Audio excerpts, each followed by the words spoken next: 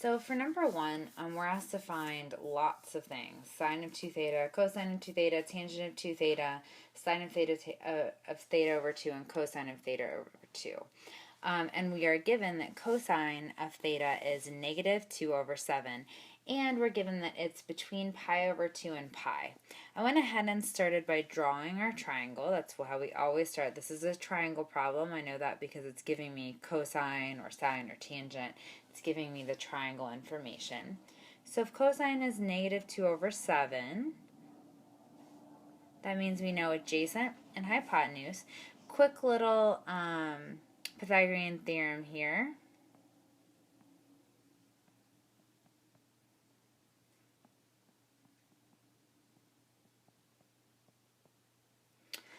So 49 minus 4 is 45. If we take the square root of 45, we can reduce that. So our side there, we can take the square root of 9, so it'll be 3 radical 5. So that's our missing side.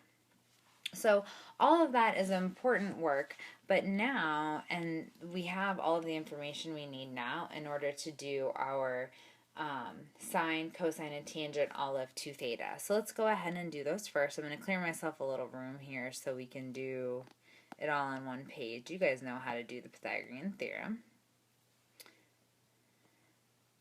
Okay, so sine of 2 theta is 2 times sine times cosine.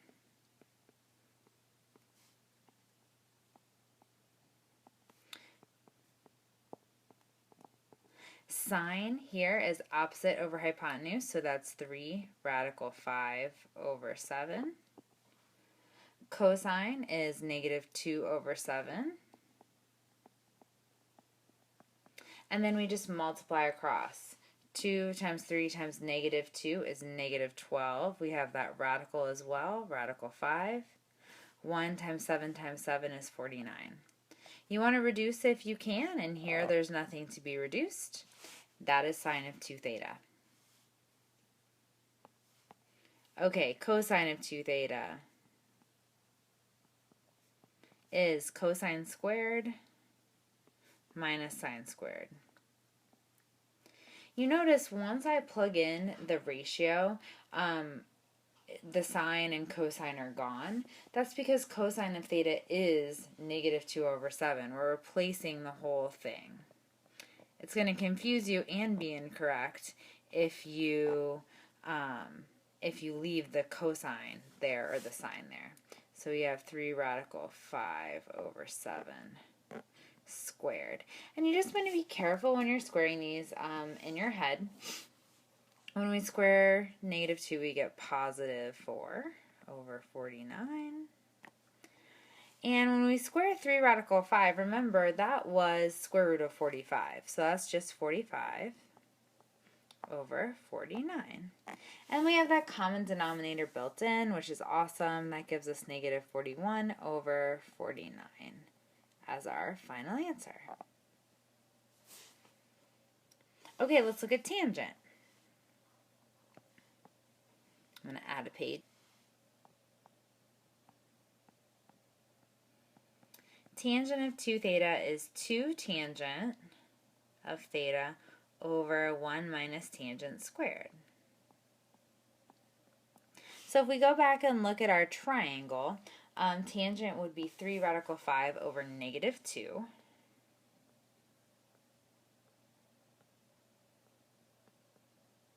And it doesn't matter where that negative goes.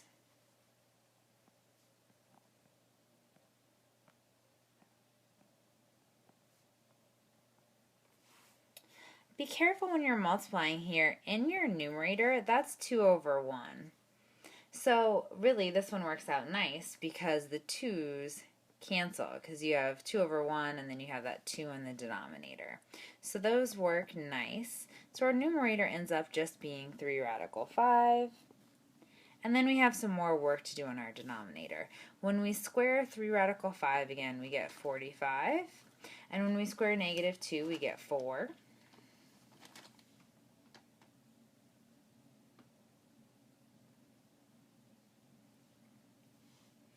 I'm going to go ahead and build in a common denominator. My 1 changes into 4 over 4.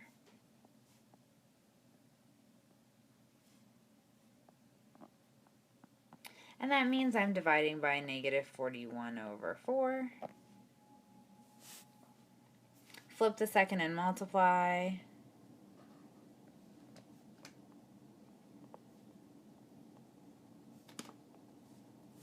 And we get negative time, I dropped my negative. If we go back a couple steps here, we had that negative in the denominator. That means this 3 radical 5 should have been negative. Sorry about that. All fixed. Negative times negative is positive. 3 radical 5 times 4 is 12. And our denominator is 41. So that's tangent of 2 theta. If you are looking back at sine of 2 theta and cosine of 2 theta and thinking, I just could have divided those to get tangent of 2 theta, you're absolutely right. I wanted to show you how to use the tangent formula so that you can do a standalone problem and not find sine and cosine to find tangent. Okay, so now let's use the half angle. Half angle is actually really quick with these. I'm going to add a page. Okay, so half angle with sine works like this. Sine of our angle over 2 is the same as the square root 1 minus cosine of our angle divided by 2. Well, we know the cosine of our angle here is negative 2 over 7. So we have 1 minus negative 2 over 7 divided by 2, and it's all under a radical. So minus minus becomes plus.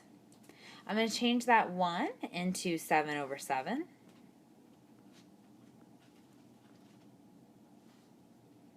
So that makes my numerator 9 over 7.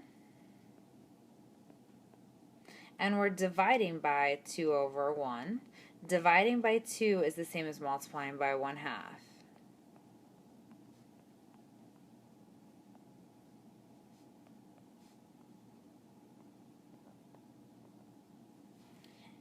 I'm going to go ahead and write the radicals in just on top and on bottom to remind you that a radical of a fraction is the same as taking the square root of the top and the square root of the bottom.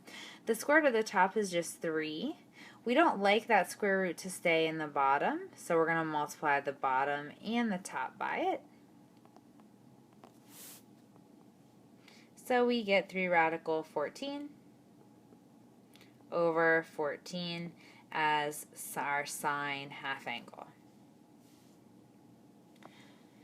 Cosine works very similarly. We just have a plus in the numerator instead of minus.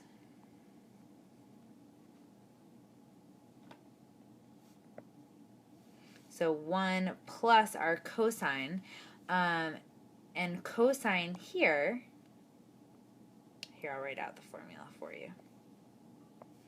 Again, cosine was negative 2 over 7.